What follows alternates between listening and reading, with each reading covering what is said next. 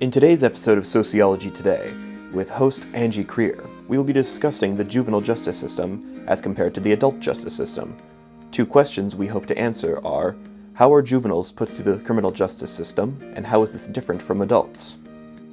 Good morning, and thanks for joining us. Today, I would like to concentrate on the justice system and how it treats juveniles and adults. Our juvenile justice system is the court's system for juveniles. This court has the main focus of trying to rehabilitate the juvenile offender. We see more sentencing options for the juveniles unless a more serious offense has been committed.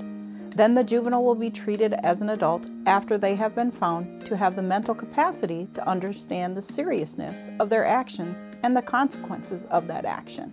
The different options for juveniles in the sentencing phase are leaning towards keeping the juvenile out of jail. Some of these options are community service, counseling, and diversion programs. Other differences in the systems are that juveniles are not charged with crimes, but rather delinquent acts or status offenses. This charging document is called a petition. Status offenses are those that, if the actor was an adult, would not be charged with any crime such as smoking or skipping school.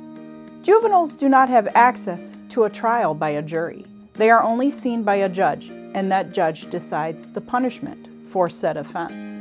Juvenile courts will sentence the juvenile appropriately, as stated above, with one of the multiple options, and those juvenile hearings are much more informal than the traditional adult court process. The judge in these hearings decide if the juvenile is guilty or not guilty, this making a decision with the child's best interest at heart.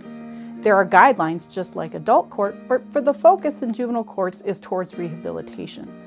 The sentence in juvenile courts is called a disposition, and the conviction is called adjudication.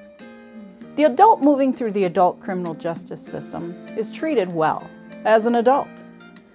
This begins with a document called a complaint. The complaint sets forth the charges that the adult has been accused of committing.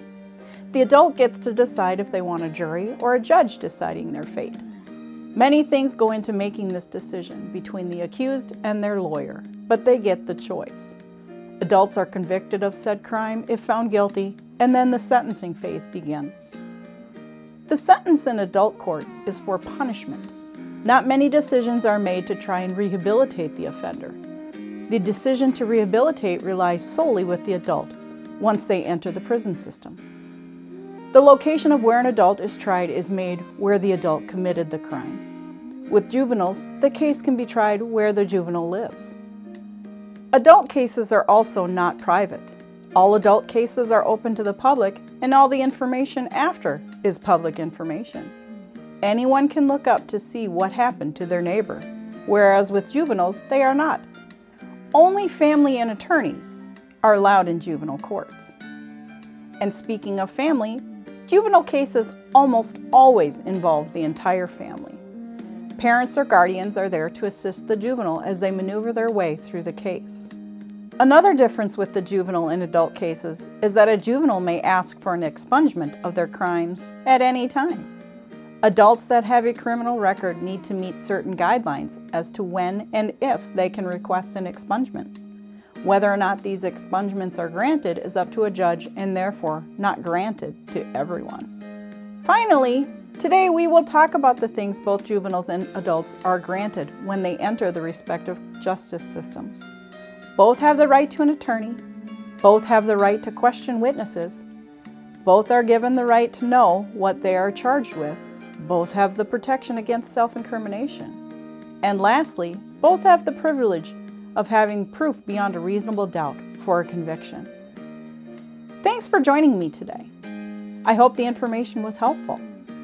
Join us next week when we answer the question, does swallowing bubblegum really stay in your stomach for 7 years? The disposition, and the conviction is called adjudication. They like me. They really like me.